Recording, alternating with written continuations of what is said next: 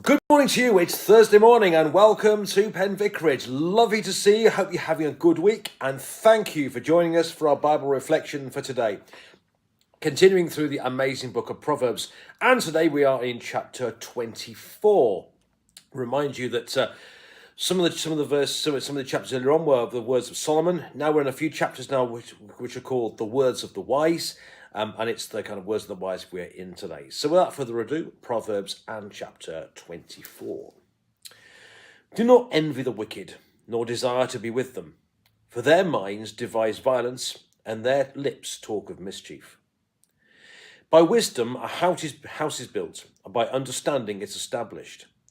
By knowledge the rooms are filled with all pleasant and precious riches. Wise warriors are mightier than the strong ones, and those who have knowledge than those who have strength. For by wise guidance you can wage your war, and in abundance of counselors there is victory. Wisdom is too high for fools. In the gate they do not open their mouths. Whoever plans to do evil will be called a mischief maker. The devising of folly is sin, and the scoffer is an abomination to all. If you faint in the day of adversity, your strength being small, if you hold back from rescuing those taken away to death, those who go staggering to the slaughter, if you say, "Look, we did not know this," does not he who weighs the heart perceive it? Does not he who keeps watch over your soul know it? And will he not repay all according to their deeds? My child, eat honey, for it is good, and the drippings of the honeycomb are sweet to the taste. Know that wisdom is such to your soul. If you find it, you will find a future, and your hope will not be cut off. Do not lie in wait like an outlaw against the home of the righteous. Do no violence to the place where the righteous live. For though they fall 7 times, they will rise again, but the wicked are overthrown by calamity. Do not rejoice when your enemies fall, and do not let your heart be glad when they stumble, or else the Lord will see it and be displeased, and turn away his anger from them. Do not fret because of evildoers. Do not envy the wicked, for the evil have no future. The lamp of the wicked will go out. My child, fear the Lord and the king, and do not disobey either of them. For disaster comes from them suddenly, and who knows the ruin that both can bring. These are also the sayings of the wise. Partiality in judging is not good. Whoever says to the wicked, "You are innocent," will be cursed by the peoples, abhorred by nations. But those who rebuke the wicked will have delight, and a good blessing will come upon them. One who gives an honest answer gives a kiss on the lips. Prepare your work outside, get everything ready for you in the field, and after that build your house. Do not be a witness against your neighbor without cause, and do not deceive with your lips. Do not say, "I'll do to others as they've done to me. I will pay them back for what they've done." I passed by the field of one who was lazy, by the vineyard of a stupid person, and see, it was all overgrown with thorns, and the ground was covered with nettles, and its stone wall was broken down. Then I saw and considered it. I looked and received instruction. A little sleep, a little slumber, a little folding of the hands to rest, and poverty will come upon you like a robber, and want like an armed warrior. And this is the word of the Lord. Thanks be to God. Okay, lots in this chapter for today, these more words of the wise. One thing that comes through in verse 20, in verse 1, but also later on in verse 19 as well, is the importance of not being upset when people around you who are behaving badly seem to be prospering. So do not envy the wicked. Do not desire to be with them. And likewise in verse 19, do not fret because of evildoers. Do not envy the wicked. Because what he's saying here is that God knows. And also fretting and worrying and envying the wicked and so on just leads to trouble, and it can damage your heart as well. Which I think is what it means when he's talking about, when they do not rejoice. Verse 17. Do not rejoice when your enemies fall. Don't let your heart be glad when they stumble. So don't become bitter and twisted. So a theme through this chapter quite a lot here is the importance of not envying the wicked. And to remind you also of 2 amazing psalms. Psalm, you can remember because the numbers are the same. 37 and 73. Read them at your leisure. Psalm 37 actually begins with, fret not yourself because of evildoers. And it's the importance of trusting in God, about not, and again, this whole thing about not rejoicing when your own is small. Don't let your heart be twisted by them. Don't let yourself become bitter and twisted. Don't lose your faith because of it.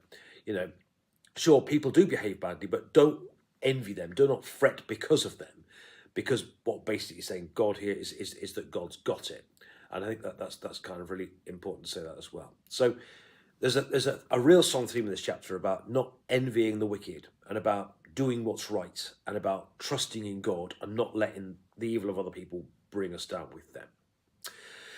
Okay, verses 3-7 talk about the importance of wisdom, and it is wisdom that builds houses and it's wisdom that wins wars as well.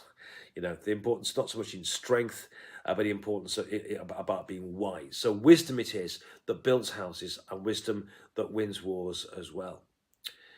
Then in verse 10-12, it's quite nuanced this, but it's really about saying that ignorance is not enough. That God knows our hearts and God knows our minds, and He's saying, if you say, look, we did not know this, does He not? He says, does not he who weighs the heart perceive it? So it's a sin as much as to do bad things is a sin. Also, to not do good is a sin as well. And sometimes we know what's going on, and yet we behave badly anyway. And He's saying here that ignorance is not enough. So that's kind of important to recognise that as well. So it's not enough just to not do bad things. The important thing is about making sure that we do good things as well too. Verse 15-16 is all about the fact that justice will prevail. And it's important to remember that as well. So it's saying, do not lie in wait like an outlaw. But the wicked are overthrown by calamity. So it's about the importance of again, as always, doing what's right and recognise that in the end, because God's got it, wisdom will prevail in the end. Verse 21 and 22 are really about, it says here, my child, fear the Lord and the King, and do not disobey either of them. And it kind of reminds me of in the letter of Paul to the Romans, about being chapter 13, let every person be subject to the ruling authorities, for there's no authority except from God. And I think this reminds us that even though we can have bad kings sometimes and bad rulers, actually there needs to be order in any kind of society. Because if there is disorder, the people that suffer most are the poor. And Paul knew that, because the authority he's talking about are actually the Romans, the same people who actually imprisoned him on numerous occasions. But it's about, fear the Lord and the King. So be good citizens, but above all, fear the Lord. Put God first. Remember who God is in all things. So fear the Lord, and the King, but the Lord first. That's really kind of important too. And then finally, in the last few verses, from verse 30-34, it's interesting, in the last chapter, he kind of ended these wise. He ended with a few when he kind of goes off on one about a kind of somewhat vivid description of what it's like to be the drunkards. In verse 30-34, he talks as he sort of goes off on this time about the lazy. How I was walking through the field and I sort of looked to the left and I saw a field of a lazy person and look, it was overgrown and all this type of stuff. And he kind of goes off on one here as well.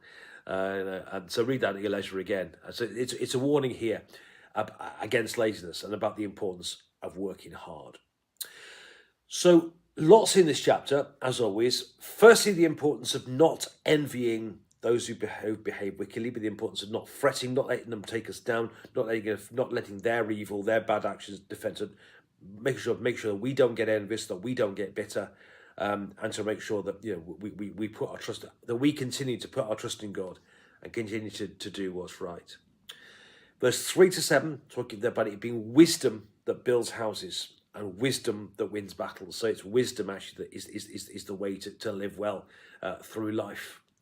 Then also in the end, in verse 10-12, it's about the fact that ignorance is not enough, that God knows the secrets of our hearts, God knows what's going on for us, and that just to pretend to be ignorant, God knows everything, and God's really got it.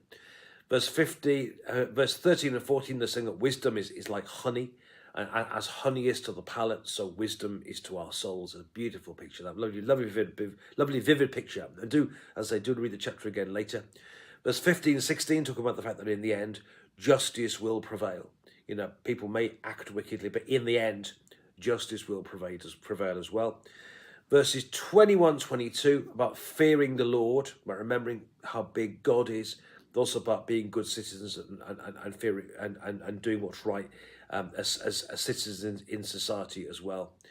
And then in the end, you've got this lovely picture in the last few verses here about some kind of warning, a lovely vivid picture, warning against laziness and what happens if we are. It's the importance of working hard. And I think that implies in all things. But I want to say it applies in church life too, about the importance of doing God's will, about doing God's will well, and about serving God, and about not giving God second best, but giving God what's right, and giving God the best. And let's not be lazy, but let's preach the gospel to the community. Let's work hard for God's kingdom, and let's work hard to be God's people. Friends, I hope that makes sense. Again, I'm not sure I'm putting these Proverbs where I'm doing my best. But anyway, I hope you find that helpful. Do read the chapter again, Proverbs 24. Lots of gorgeous stuff in here. Honey, picture, lovely pictures here. So enjoy them at your leisure. Have a lovely day. Thanks for watching. Enjoy the rest.